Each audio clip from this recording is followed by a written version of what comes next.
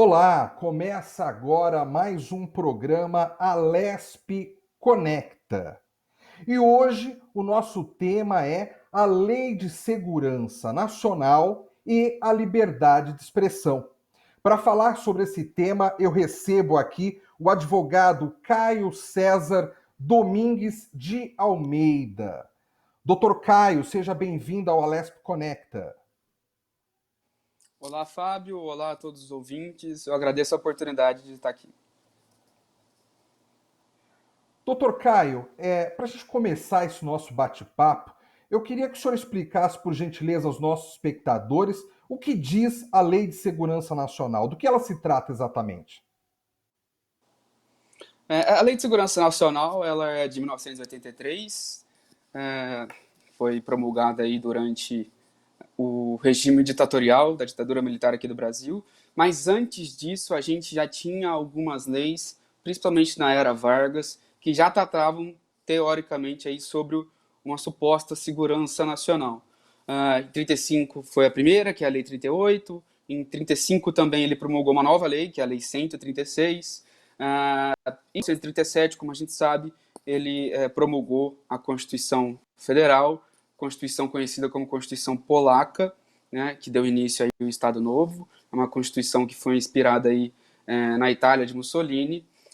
E aí a gente teve algumas outras alterações legislativas com o tempo, mas o mais importante a se destacar aqui é que foi durante a ditadura militar que a gente teve mais alterações drásticas em cima dessa lei. Em 1965, depois em 1969, no ato constitucional número 5, que inclusive proibiu o habeas corpus em se tratando de crimes políticos, que é o que essa lei, em tese, tipifica, né? Descreve as condutas ali. E aí, em 1983, o Figueiredo, ele aí sim promulgou uma nova lei de segurança nacional, dessa vez um pouco mais branda, e ela está aí no nosso ordenamento jurídico desde então, ainda que a gente tenha tido a redemocratização em 85 e também a Constituição Federal em 1988, mas em tese ela serve para proteger o Estado de ataques internos contra a democracia ou contra algumas instituições, mas a bem da verdade é que historicamente ela nunca foi usada para proteger democracia nenhuma, ela sempre foi usada em regimes autoritários. Hitler usou na Alemanha, Stalin usou na Rússia, só para mostrar também que não é uma lei usada em regimes autoritários só de direita, né? De esquerda também tem. Então nós estamos com esse problema aí hoje e a gente está tentando resolver os juristas aqui do Brasil, começando a discutir mais sério essa lei. Agora, doutor Caio, o que o senhor nos explicou aqui é bem interessante, porque mostra que essa lei é uma herança desse regime mais autoritário do Brasil. Só que em 1988 nós tivemos uma nova Constituição. Isso depois das diretas já, depois que finalmente a gente estava voltando para um sistema democrático. Na Constituição de 1988, não fica claro mudanças nessa lei, não fica claro o quanto essa lei ela não está de acordo com um país democrático. Explique isso para a gente, por favor.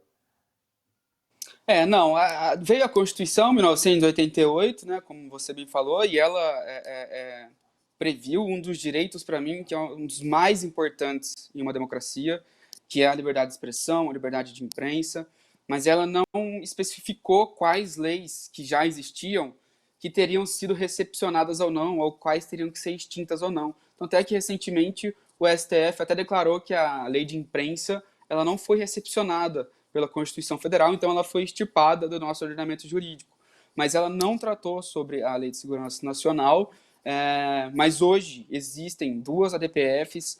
ADPFs é o instituto jurídico que a gente usa para questionar se uma lei anterior à Constituição foi recepcionada por ela ou não. Ou seja, se ela respeita os princípios que estão previstos na Constituição, nesse caso aqui, a liberdade de expressão, liberdade de imprensa, mas até o momento o STF ele não se posicionou a respeito dessa lei, se ela foi recepcionada ou não. O STF ele tem um tempo máximo para se manifestar em relação a isso ou não? Não, não tem. E, para ser muito sincero, eu acho um pouco difícil que o STF declare que essa lei não foi recepcionada pela Constituição Federal de 88, porque ele mesmo vem utilizando dessa lei no inquérito da fake news. Eu acho que é 4871 o número do inquérito, mas é um inquérito que ficou conhecido, né, do ano passado. Então, ele mesmo vem usando dessa lei para justificar a abertura de um inquérito, né, lá no próprio STF. E o problema que a gente identificou recentemente é que não só o STF vem usando essa lei, né, que para nós o simples fato de usar, não importa o motivo, já não é lícito, não deveria nem se discutir usar a Lei de Segurança Nacional para coibir certa conduta ou não. Mas não é só a STF, e esse é um problema que virou estrutural há uns anos. O próprio Congresso Nacional também já usou recentemente essa lei para pedir a prisão do Danilo Gentili, o humorista. E o Poder Executivo foi um dos que mais usaram a partir de 2019 ali, principalmente a partir de 2019, com requisição do Ministro da Justiça para perseguir, tentar abrir uma investigação na Polícia Federal sobre possíveis crimes contra a honra do presidente da República, né, como, por exemplo, o caso do Felipe Neto, como, por exemplo, também o caso do cidadão lá de Palmas que fez um outdoor dizendo que o Bolsonaro era pior que um pequi ruído, né? Eu acho que essa foi a expressão. Então, é uma violação estrutural, do Poder Executivo, Poder Legislativo e também do Poder Judiciário, e é exatamente por esse motivo que a gente agora que se uniu, um grupo de juristas, de 20 e poucos juristas, para a gente tentar levar essa discussão para a Comissão Interamericana de Direitos Humanos.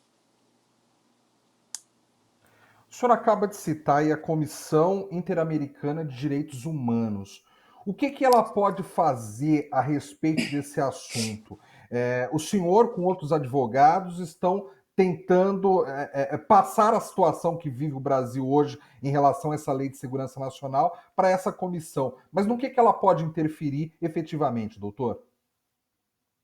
Tá, é importante falar isso porque a gente sempre fica muito limitado aqui, né? Principalmente vários juristas, né? A gente sempre fica muito achando que a gente só consegue resolver os problemas de forma interna, né? Mas aí quando a gente se depara com uma situação de violação estrutural como está acontecendo hoje, a gente pode até acabar se esquecendo que a gente tem esse outro mecanismo, que é o mecanismo da Comissão Interamericana de Direitos Humanos. Eu lembro que o Brasil já foi denunciado uma vez e em algumas outras vezes, mas a mais importante que as pessoas conhecem foi em relação a Maria da Penha, que o Brasil foi condenado, né, por violação dos direitos humanos, dignidade da mulher e por violar também a igualdade de gênero. E tanto é que culminou na Lei Maria da Penha, né, que foi feita em 2006. Então, a gente, em primeiro momento, o nosso objetivo é fazer com que a nossa denúncia contra o governo brasileiro ela seja recebida na Comissão Interamericana de Direitos Humanos, porque ela trata de violações estruturais de direitos humanos, e eu lembro que a liberdade de expressão é um direito humano, previsto no Pacto de São José da Costa Rica. Então, no primeiro momento, a gente precisa só que ela seja aceita. Se ela for aceita, a gente já consegue fazer um barulho e mostrar que a gente não vai ficar calado em virtude dessas violações estruturais que estão acontecendo aqui no Brasil. Uma vez aceita essa denúncia, ela vai para a corte e aí sim o Brasil pode ser julgado ou não, inclusive a indenizar as vítimas que sofrem com inquéritos policiais, investigações e decorrência dessa lei, tá? E aí a corte ela pode determinar certas medidas e aí depois, em um segundo momento, a gente vê se o Brasil cria uma lei de segurança nacional diferente, que respeite a Constituição, ou se ele simplesmente extirpa essa lei do ordenamento jurídico, que é a minha opinião, que não faz sentido ter uma lei de segurança nacional em um regime democrático. Doutor Caio, a lei é de 83, de 1983, mas nos últimos anos parece que tem muita gente tendo que responder para a justiça como se violou essa lei de segurança nacional. Teve gente que já foi presa. Explica para a gente o que acontece com essas pessoas que são acusadas de violação da lei de segurança nacional no país. Teve gente que já foi presa, inclusive a gente está representando uma dessas pessoas que foi presa, que foi o João, esqueci o sobrenome dele, mas ele é de Uberlândia, e ele fez um post no Twitter. Ele chegou a ser preso, mas já foi solto e agora está respondendo esse processo. Ele está em investigação ainda. Ele vai ser processado provavelmente pelo Ministério Público. Mas assim, já teve, e a tendência é que tenha mais, né? Um dos problemas é que você até perguntou se a Constituição ela falou alguma coisa sobre essa lei ou não, e a bem da verdade é que quase ninguém falou dessa lei desde 83, né? A gente não discutia muito essa lei, porque a gente já teve a redemocratização em 85, a Constituição Cidadã, que é maravilhosa, em 88, e a gente não usou muito essa lei. Nenhum dos três poderes usou muito essa lei. E aí foi a partir de 2016 que teve um ou outro caso em virtude das manifestações durante o governo Dilma, que tinha a época do impeachment, e aí, depois de 2019, foi uma violação estrutural dos três poderes. Mas hoje sim, as pessoas elas podem ser investigadas, e um dos problemas é que, nessa lei, a investigação é pela Polícia Federal, inclusive foi por isso que a investigação contra o Felipe Neto ela foi arquivada, porque tinha sido a Polícia Civil do Rio de Janeiro que tinha começado essa investigação, e a competência para julgar é da Justiça Militar. E isso só mostra que essa lei ela tem resquícios realmente autoritários, militares mesmo, e pouco democráticos. Para quem está escutando a gente e não sabe quem é o Felipe Neto é um youtuber, né, bastante famoso, tem milhões de inscritos no canal dele, e recentemente ele acusou, opinou no caso, né, que o presidente da República seria um genocida. E por causa disso, por causa dessa opinião dele, ele foi acusado de violação da Lei de Segurança Nacional. E, doutor Caio, o que me assusta nesse caso do Felipe Neto é porque não foi só ele, famoso, que chamou o presidente da República de genocida. Muitos cidadãos que não concordam com a postura do atual presidente, principalmente em relação ao combate à pandemia, usaram essa expressão também, genocida. E aí eu penso, se o Felipe Neto está sendo acusado de violação da Lei de Segurança Nacional por ter emitido esse pensamento, por ter chamado o presidente de genocida, então inúmeros outros brasileiros, cidadãos brasileiros, podem também ser acusados da mesma coisa, né, doutor? Exatamente. Foi muito bom você ter lembrado disso, porque eu lembro que um dia depois que foi instaurada a investigação contra ele, nos Trend Topics do Twitter, a hashtag mais usada foi Bolsonaro genocida, e teve mais de 150 mil pessoas que tweetaram isso. E aí a gente começa a se questionar, será que a Polícia Federal vai investigar 150 mil pessoas por terem postado isso? Uma das grandes críticas que eu tenho em relação a essa lei é que ela confunde crime político com crime comum, tá? Teve muita gente que falou em calúnia, né, do Felipe Neto contra o presidente da República, mas a verdade é que o Código Penal ele já prevê esse crime. A gente não precisa de uma lei de segurança nacional para que faça isso, né? E eu lembro também que, em relação ao Felipe Neto, me pareceu, foi muito estranha essa investigação, porque foi o Carlos Bolsonaro que acabou comunicando o delegado de polícia, né, da Polícia Civil do Rio de Janeiro, e ele começou a instaurar esse inquérito policial. Então, não é da Polícia Civil essa competência, é da Polícia Federal, como eu já falei, e é justamente por isso que foi arquivado. E o Carlos ele dirigiu diretamente a um delegado de polícia que já tinha indiciado o Felipe Neto por corrupção de menores, outra investigação que ele está respondendo aí. Isso resume um pouco a ideia que a gente tem de que essa lei ela não é usada para proteger a democracia ou para proteger algum princípio fundamental do nosso Estado, mas sim para ir atrás de pessoas que não corroboram com o governo, né? E isso é muito perigoso, principalmente em regime democrático. A gente nem deveria estar discutindo isso, a gente não precisaria disso, porque nós estamos em uma democracia. E nos últimos 100 anos, essa lei foi usada em regimes autoritários para perseguir pessoas que não corroboravam com a ideia do governo, né? Não corroboravam com a ideia do governo. Então isso mostra que essa lei ela não serve para proteger o Estado, serve para proteger o governo. Agora, doutor Caio, eu vou fazer agora o papel de advogado do diabo aqui, tá? Porque o senhor nos explicou que o senhor, com inúmeros outros advogados, estão levando para a Comissão Internacional de Direitos Humanos essa lei e as consequências dela aqui no Brasil, principalmente nos últimos anos. Vocês não podem, de alguma forma, serem acusados também de estarem levando um problema interno do Brasil lá para fora e o país acaba tendo soberania diante dos seus atos, né? Não é perigoso isso também pelo fato de vocês estarem indo atrás de uma entidade internacional? Explique isso para a gente, por gentileza, porque do jeito que é dúvida para mim, talvez seja dúvida também para os nossos espectadores. Juridicamente, eu creio que não há essa possibilidade, porque isso é usado, já foi usado outras vezes, né? O Brasil ele é signatário do Pacto de São José da Costa Rica, que prevê vários direitos humanos fundamentais, e o artigo 44 desse pacto, ele dá a prerrogativa de pessoas que se sentirem violadas, ou um grupo de pessoas que querem representar outras que tiveram direitos humanos violados, possam recorrer a essa comissão. Agora, isso não afasta a possibilidade da gente acabar sendo ameaçado, não juridicamente, mas ameaçado em virtude do caos que está o Brasil entre esses dois lados políticos que eles não conversam, né? A gente critica um, acha que apoia o outro. A gente critica o outro, acha que apoia um. E, na verdade, aqui, nesse grupo que a gente juntou, a gente não tem nenhum viés político. A nossa defesa é única e exclusivamente a democracia, a liberdade de expressão. Tanto é que a gente tem, entre os nossos representados, pessoas que criticaram o Bolsonaro e criticaram governos de esquerda. Isso só para mostrar que, em nenhuma hipótese, a Lei de Segurança Nacional pode ser usada para coibir condutas que têm crítica política. Eu lembro que no Poder Executivo e no Poder Legislativo, eles estão lá porque nós escolhemos. Nós vivemos em uma democracia.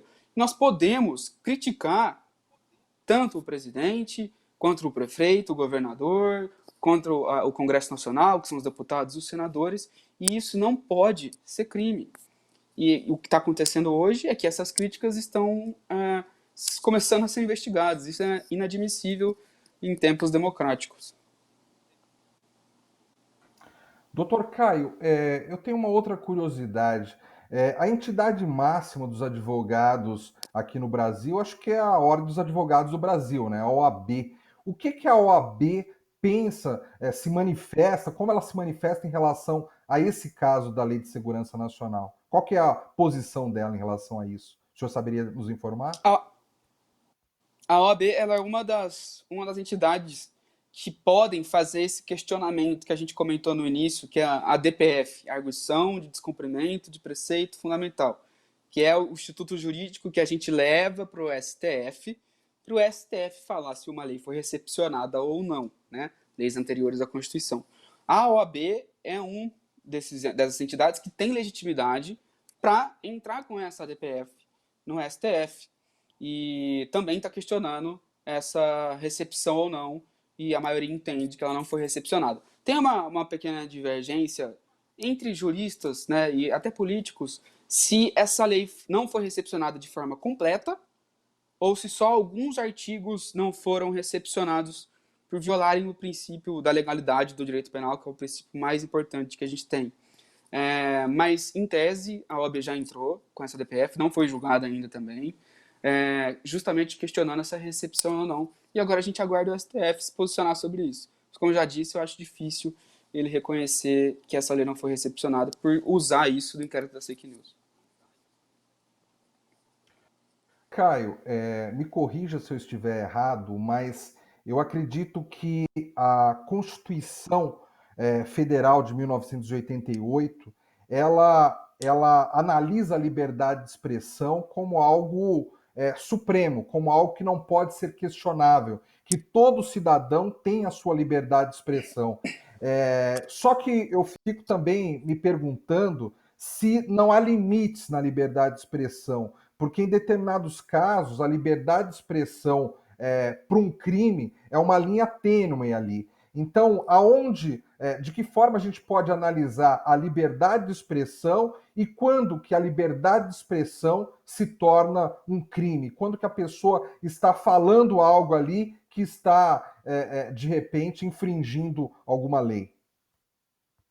Essa pergunta ela é muito, muito importante, porque uma coisa que todo brasileiro precisa saber é que nenhum direito previsto na Constituição Federal ele é absoluto. Nem mesmo a vida é absoluta. Eu lembro que o Brasil, em tempos de guerra, possibilita a pena de morte, por exemplo. Então, sempre sempre, em todas as situações, a gente pode ter conflito entre direitos, né? O que a gente está discutindo aqui, por exemplo, é entre a liberdade de expressão e a honra, né, do presidente, ou dos congressistas, ou dos ministros do STF. E aí, nesse caso, já tem legislação prevendo em quais momentos que a sua liberdade de expressão pode esbarrar em um outro direito e a partir daí ser crime. São os crimes contra a honra previstos no Código Penal, artigo 137, 138, 139 e 140, que é a famosa difamação, calúnia e injúria. Mas veja, a gente está falando aqui do Código Penal, e essa é uma das nossas defesas, porque hoje a gente está confundindo crime político com crime comum, e isso não pode acontecer, principalmente pelo fato de que na Lei de Segurança Nacional existem muitos artigos que violam o princípio da legalidade. Eu peço só 2 minutos para tentar explicar para o ouvinte conseguir entender. O princípio da legalidade, ele fala, em outras palavras, que uma conduta só pode ser crime se tiver prevista em lei. Mas não basta isso, né? A gente também tem o princípio da taxatividade, ou seja, uma conduta sua só pode ser crime se tiver uma lei que preveja essa conduta, né? Por exemplo, subtrair coisa alheia móvel é o crime de furto, artigo 155, Código Penal. Então tem que ter uma lei que preveja isso, e essa lei, essa norma jurídica, ela tem que ser taxativa, ela não pode ser passível de muita interpretação, né? Por quê? Porque qualquer conduta poderia se encaixar nessa lei se a gente fizer uma análise interpretativa. Isso é comum em regimes autoritários. Na época do nazismo de Hitler acontecia muito isso. A Lei de Segurança Nacional, ela tem essa característica de trazer normas de conteúdos abertos. E é aí que entra o problema da liberdade de expressão que você falou, Fábio. Porque hoje, praticamente qualquer conduta, qualquer crítica política pode caber ali. Alguém pode, um presidente ou um parlamentar, um deputado ou um senador, pode falar: olha só, essa conduta aqui pode se encaixar no artigo 20. Ah, não, pode se encaixar no artigo 23. Isso não é aceitável, não é aceitável há muito tempo, tá? Principalmente em regimes democráticos. Porque a gente tem que saber até onde a gente pode ir com a nossa liberdade de expressão. Que são leis que tipificam esses crimes e explicam até que ponto a gente pode chegar. O problema da Lei de Segurança Nacional é que ela não explica de forma taxativa, específica, para a gente saber até que ponto a gente pode ir. Doutor Caio, o nosso tempo aqui está quase esgotado, mas só para ficar claro aqui para o nosso espectador, vocês estão levando, já entregaram esse documento para a Comissão de Direitos ainda não? Quando que vai ser entregue? Essa semana, provavelmente, a gente está em um grupo de 20 e poucas pessoas, né? Cada um ficou responsável por uma parte da denúncia. Estamos já finalizando e provavelmente até o final dessa semana a gente entrega essa denúncia na Comissão Interamericana de Direitos Humanos. E aí a gente espera que em 2, 3 meses a comissão já possa dar um despacho, que é uma decisão liminar, a primeira decisão deles, que é se eles vão receber ou não essa denúncia. Porque existem muitos requisitos que a gente deve preencher para a gente conseguir levar isso lá, conseguir levar isso para Washington, que é onde fica a comissão. Um deles é o esgotamento dos recursos internos. E como eu falei, tem 3 ADPFs no STF que estão lá esperando para ser julgados e não foram. Então, a nossa justificativa para já levar isso lá é mostrar que se trata de uma avaliação estrutural dos 3 poderes aqui do Brasil, que a gente não está tendo outra alternativa a não ser levar isso para lá, para a comissão, justamente porque desde 2019 essa lei vem sendo usada como fundamento em muitas investigações e inquéritos policiais. Perfeito. Doutor Caio César Domingues de Almeida, né? Um advogado que, junto com outros advogados, estão encaminhando para a Comissão Interamericana de Direitos Humanos um documento mostrando que a Lei de Segurança Nacional vem sendo usada aqui no Brasil para, muitas vezes, nada mais, nada menos do que censurar pessoas quanto à sua liberdade de expressão. Doutor Caio, muito obrigado pela sua participação aqui no Alesp Conecta. Fábio, muito obrigado, eu agradeço a oportunidade, estou à disposição para novas conversas futuras e agradeço também ao ouvinte. Termina aqui mais um Alesp Conecta. E você já sabe, Todos os nossos programas ficam arquivados também no YouTube. É só você entrar no YouTube e digitar Alesp. Todos os nossos programas ficam lá para que você possa assisti-los nos momentos mais convenientes para vocês. Obrigado pela sua audiência mais uma vez e até o próximo programa.